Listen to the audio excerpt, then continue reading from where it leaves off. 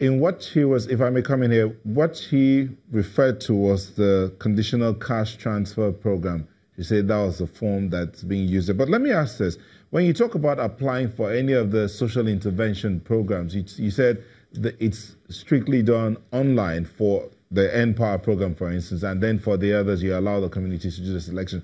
The question I want to ask is it possible that someone can clone that application form and then make it the way she says she has it? Maybe. I really cannot say. People are very ingenious. This is what I've discovered, you know. They're always trying to be a step ahead of you.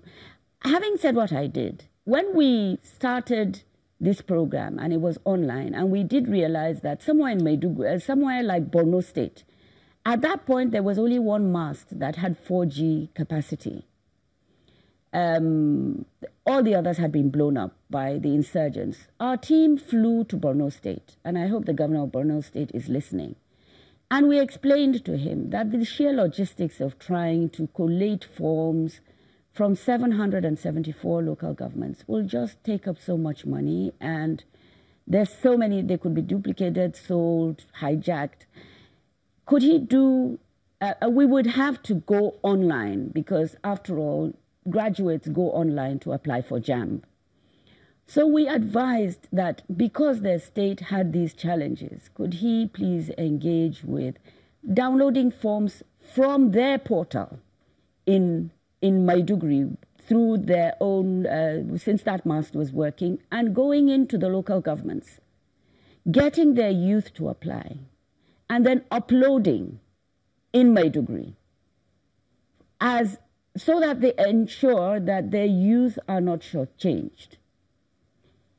So I remember that happening then. I explained to him that we would not accept forms in Abuja.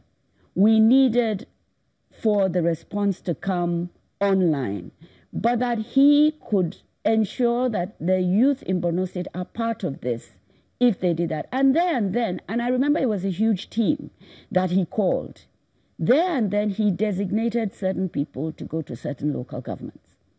And at the end of the day, we had responses from every single local government in Borno State when we were doing the selection. We did the selection online.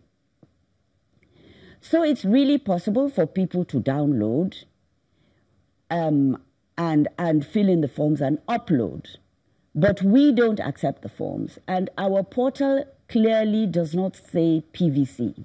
It does not say party affiliation. The only issues are, the only fields you need to fill in are your name, your names, your BVN, your account number, because we pay, your date of birth, your qualifications. If you're physically challenged, I mean, there's a field for that. And so it is possible, I guess, but it is not with our permission. And if you go onto the portal, you will not see anything referring to PVC or anything referring to APC. So you won't see that. So for those who... You know, what even baffles me about this is that there is no guarantee, even if there's a PVC requirement, that whoever puts a PVC number is going to vote for APC. There's no guarantee. It's not compelling anybody. It's like asking, have you paid your tax? You know, so I really don't understand why all of this. That's the basic truth. Well, since you haven't seen this form that the distinguished senator talked about, and we haven't seen it, we've been trying to get it. I haven't seen it. And then let's look at it. How would anyone applying for any of these intervention programs and stay safe and not get scammed?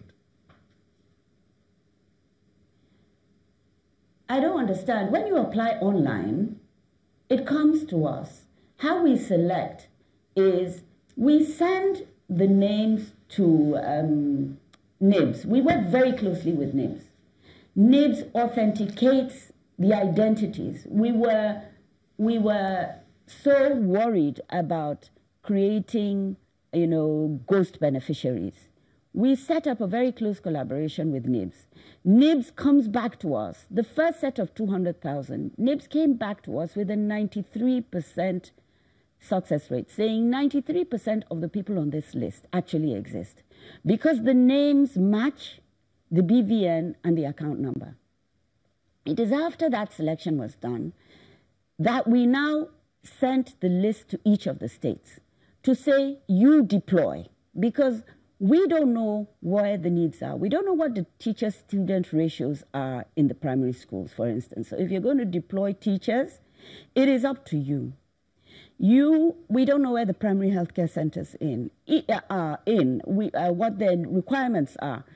So it is for the state working with the NOA, and I hope the DG of NOA is listening. We sat down with him and explained the process, and we signed an MOU with the NOA. Please support this process. The different volunteers that have been successful are going to be meeting at the state level. You have staff at state level. Verify that they have the qualifications they have. Verify that they're unemployed, that they're within the age that they claim to be, and then have them deployed. Once they're deployed, the state sends us the list with the deployments, and then we submit to NIBS and we begin payment. Now, this is, we made sure that we have the master list anyway. So there were safeguards. So in particular, there were 2 states that felt that the selection process had disregarded their indigents. So apparently what happened was when they were doing the verification, they substituted some of the names of the volunteers that we had sent a text to, because we have their phone numbers to say you've been selected, with names of their indigents. Now, if you recall, at the beginning there were protests in 2 states in particular that volunteers had not been paid. The states substituted and sent to us. We don't know these people. We sent the list to NIBS for payment. Okay, so because the names did not match. Yeah, if I could jump in here, just two things that we're trying to squeeze in as much before we wrap up. Now tell us, how much do you spend monthly for these schemes, and how do you generate the lists of beneficiaries? I was trying to explain. These lists, they're now like salaries that we pay for the beneficiaries on our list, those that have been selected. For the cash transfer, we pay through agents. We did an open process to select agents that have reach in the field. The funds that are with the SIP are not in the presidency. They're not within the office of the vice president. They're being held by the Ministry of Budget and Planning because they have the structure. They have a DFA, they have a director of procurement.